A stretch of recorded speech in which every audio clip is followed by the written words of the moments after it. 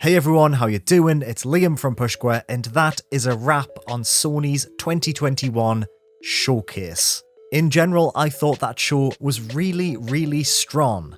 At parts, it was pretty badly paced, to be honest. There were some fantastic announcements in there, some really fun surprises that I personally wasn't expecting, but also maybe there was a lot of stuff in there that felt like filler. Maybe there was some stuff in there that didn't need to be there. DEATHLOOP, I can't wait to play you, but I'm sick of seeing you turn up at these things. The best stuff definitely came from Sony's first-party studios. The majority of third-party stuff felt kind of fine, run-of-the-mill, spare a few exceptions. But in general, like I say, I thought it was a very strong showing. I think Sony really laid out what their content slate looks like for the next, 2 years, really. We saw games that aren't coming out until 2023. But I now have a better idea of what Sony are working on. I have a better idea of what kind of experiences I can expect on the PlayStation 5 moving forward. But at the same time, I do think Sony are still holding back. I think they have some surprises up their sleeves. We still don't know what most of their first-party studios are working on.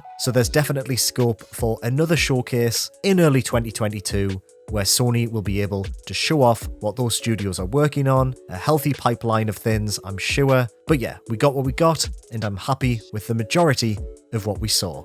But as always, I am curious to see what you lot think, so please do let me know in the comments below if you enjoyed this show, if you thought it lived up to your expectations, if you were overhyped, maybe you were sitting there hoping for a Metal Gear Solid remake and it didn't happen, not naming names, not talking about anyone specific who maybe did a video the other day where he said that he'd really be happy if that happened, but it's fine, I'm over it already. So do let me know your opinions, shout off in the comments. And today, right now, I'm just going to talk about everything in differing levels of detail depending on how exciting I found them. So let's dive in straight away with the first thing that was shown. Other than that advert, it's a full remake of Star Wars Knights of the Old Republic. Now, if you never played this narrative-driven RPG back in the day, Knights of the Old Republic was one of the games that put BioWare, the company behind Mass Effect and Dragon Age, on the map. Knights of the Old Republic told a Star Wars story that took place, I believe, before even the events of the prequels, when the Jedi were prolific and they were knights that travelled the universe policing it and maintaining order, whatever they did. The game is showing its age in the visuals department, but the story does hold up, so I'm really excited that Aspyr, a company that have been bringing a lot of Star Wars titles to modern consoles, are basically taking this experience, rebuilding it from the ground up, giving it the full remake treatment. Sounds like they're redoing the story a little bit, maybe they're expanding it, maybe they're doing a Final Fantasy VII remake and just kind of giving it their own little flavour and twist, but keeping it authentic to the original, and it's a timed PlayStation 5 console exclusive, which is very exciting. Next up, we have Project Eve, which looks very interesting. It's a Bayonetta-style third-person action game that takes place in a sci-fi depiction of Earth that's overrun with weird monsters like sawblade creatures. Visually and mechanically, this looks a lot like a Platinum Games title to me, to the point where I was convinced it was a Platinum Games title, but no, it's made by a company called Shift Up Corporation, who are previously known for making anime iOS titles, so this is a big step up for them. This is their first big console release. I think it looks very interesting. I love character action games like this, so I'm very much on board with what I've seen so far. Looks visually really nice too. That main character though, not the most comfortable costume in the world. I'm sure you'll agree. Next up, we had a proper reveal of Forspoken, Square Enix's big open-world action game that was first revealed during the PlayStation 5 showcase last year. You play as Ella Balinska, who's pulled from like a modern-day city into a huge fantasy realm. She gains a talking set of bracelets which give her magical abilities, allowing her to zip around an absolutely stunning open world using magic to fight enemies. I was quite taken aback by this one. It looks beautiful, like the open world looks really nice. There was some lovely shots where Ella was really high and you could just see this vast open landscape, but the gameplay looks really fast and frenetic. There was a real sense of energy and flow to her movement and combat, which really resonated with me. Also, it's got a really nice, light-hearted tone. Ella seems to be a bit of a cocky main character who's a fish out of water but is enjoying the situation she's in. It's like a blockbuster fantasy movie, but in video game form.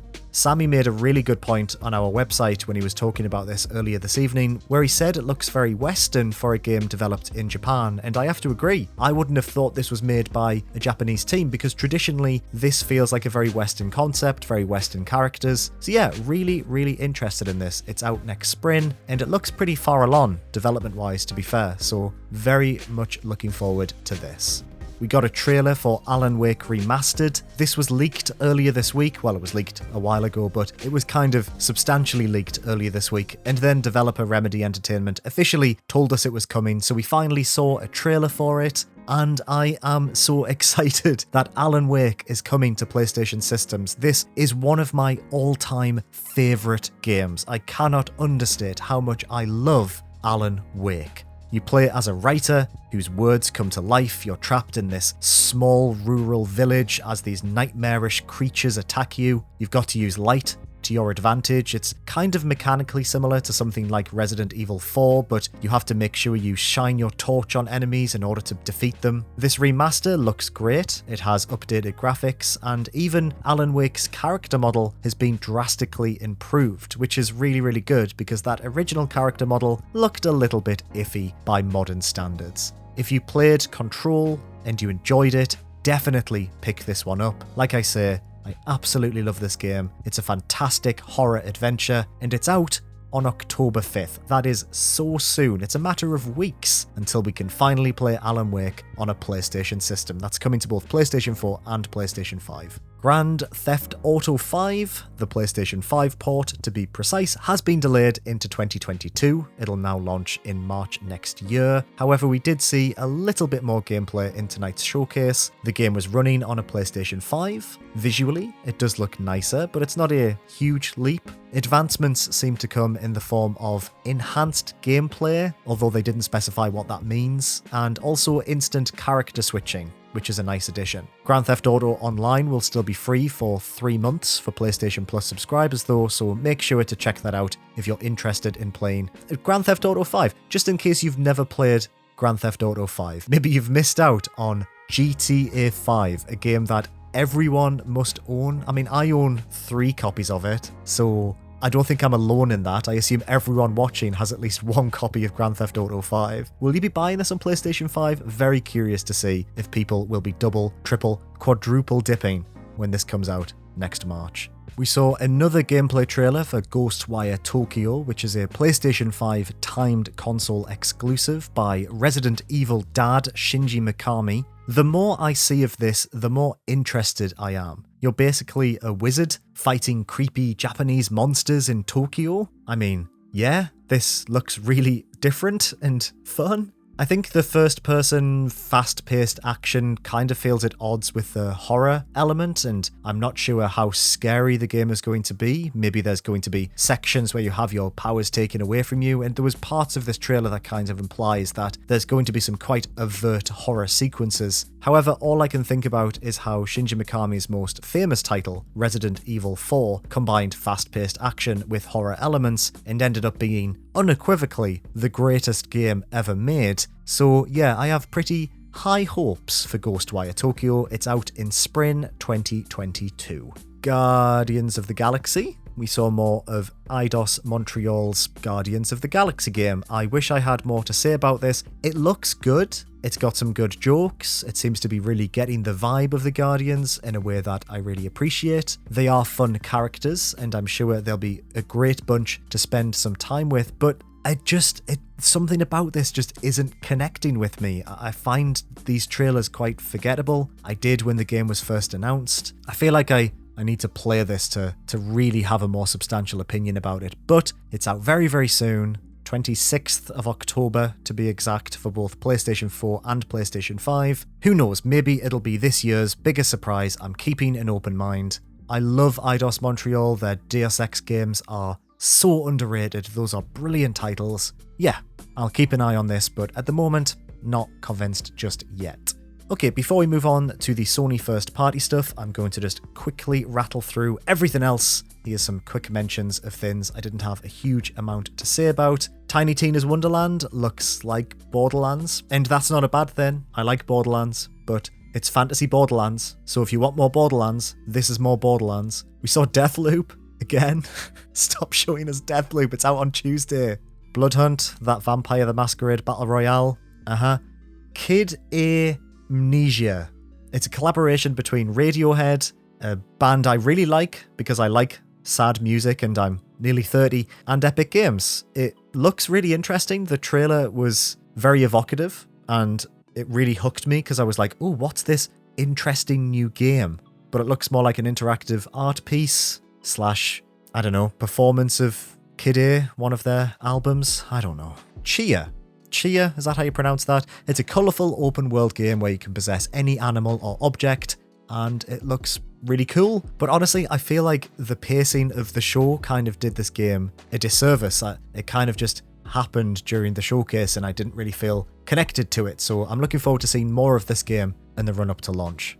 Okay, so let's talk about the first party Sony announcements. Like I said up top, this was the most exciting part of the entire show, and it was all at the end, which is weird, but that's a separate discussion. So first up, Uncharted 4 and Uncharted Lost Legacy are receiving an enhanced collection that's coming to both the PlayStation 5 and PC. We knew that Sony were planning on bringing more of their PlayStation 4 titles to PC. Uncharted 4 and Lost Legacy together in a collection makes a ton of sense. We didn't see a huge amount of these games, although they do look enhanced. They look a little bit smoother. Couldn't tell what the frame rate was, but I'm assuming they'll run at 60 frames per second on PlayStation 5, although like I say, nothing was confirmed. These games looked amazing on PlayStation 4, so I can only assume they're going to look equally good on PlayStation 5. They were technical powerhouses on the PS4. I replayed both of these games last year, and honestly, I'd be up for playing through them all over again, especially Lost Legacy, which is secretly it's the best Uncharted game.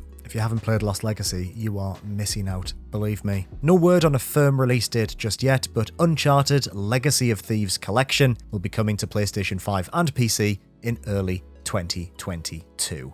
Then we had probably the biggest surprise of the entire show for me anyway, Marvel's Wolverine, developed by Insomniac Games. Now, I watched the showcase live with Xeon from Nintendo Life, and because we're watching over Discord, because Xeon is in America, his stream was a few seconds ahead, so we were trying to guess what this was. I assumed it was Spider-Man 2, and when the camera zoomed in to who we now know to be Logan, Wolverine's fist, Xeon saw those claws come out about a fraction of a second before I did, and he just lost his mind. And I was like, what? Who is this? Is this Venom? Is this Sandman? And then I saw the claws, and we both just got very, very excited. It was a beautiful moment. I am so blown away that Insomniac are now working on 2 Marvel properties for PlayStation. I'm a huge fan of Insomniac's Spider-Man games. I think they did the character justice. I think they created a brilliant open world game twice, because Miles Morales was just as good as that original game that launched on PlayStation 4. This game is very early in development. They said after the fact that this is a long way off. We have no idea what this game is. We have no idea what this game looks like, but Insomniac are expanding out their portfolio of Marvel titles, and I'm very, very excited. There's been a few good Wolverine games over the years. The X-Men Origins Wolverine game is actually really fun if you can hunt that down for PlayStation 3. It's actually a bit of a laugh. So yeah, who knows what this will be? All they've said is that it'll be narrative driven, it'll have innovative gameplay. Maybe it won't be an open world game, maybe it'll resemble something more like The Last of Us or God of War. Either way, can't wait for this. Very, very cool. Sony did the right thing by purchasing Insomniac because they are clearly a AAA first-party team up there alongside Naughty Dog in Sony's eyes, because they are working on some cool, exclusive properties. After that, we had Gran Turismo 7, which launches in March 2022. The game continues to look visually incredible, a visual powerhouse, I'd say, for the PlayStation 5. This trailer showed off a lot of UI stuff alongside the usual racing fare. There is a photo mode that looks super powerful. You can choose backgrounds, place cars in scenes. For me, that was the most interesting and strange reveal, was just this super powerful photo mode in Gran Turismo 7. But yeah, out next year, looks very, very good. And then before we could even come down from the excitement of Marvel's Wolverine, we saw the first trailer for Insomniac's Spider-Man 2. Yes. Yes, yes, yes. Already excited for this game because, like I say, I loved those first two Spider-Man games. Looks like you'll be able to play as both Peter Parker and Miles Morales, and the big reveal in this trailer is that Venom is the villain, which is a fantastic choice for the villain of the sequel to this fantastic series. The game is a long way off, it's coming in 2023, but it's good to know that it's coming, and I'm unsure what will come first. I'm assuming Wolverine will launch after Spider-Man 2, but still, we've got two cracking Insomniac-developed Marvel games to look forward to in the next, presumably, 2 to 3 years. And then the show ended on God of War, which we now know is officially called Ragnarok. We saw 3 solid minutes of actual gameplay. For starters, it just looks absolutely breathtaking. If you watched the stream, the quality on these streams is always a bit iffy. Go and watch the 4K trailer on your big 4K TV if you have one, because it really does do this game justice to watch it at that quality. It's crisp. It's beautiful. Character models somehow look improved from God of War. Particle effects during combat looked astounding. It's definitely running on a PlayStation 5, and like Miles Morales, like Horizon Forbidden West, even though this is a cross-gen game, even though it will be launching on the PlayStation 4, the team at Santa Monica are clearly going above and beyond to make it look even better on the PlayStation 5. Like predicted, the game will focus on Ragnarok, which in Norse mythology is an apocalyptic event. Atreus is older, a young teen, in fact, and there's clear conflict between him and Kratos as they struggle to find a way to prevent Ragnarok. There's lots of returning characters, but also some new ones, like Thor, I assume, based on the hammer, unless it's some other Norse dude who uses a magic, lightning-infused hammer. I don't know, not that well read on Norse mythology, I won't lie. Interestingly enough, it was revealed during the little developer bit after the showcase that this will be the last entry in Kratos' Norse saga. I would have thought this would be a trilogy like the original God of War, but nope, apparently after this, Santa Monica are done. Not with God of War, but with this particular storyline.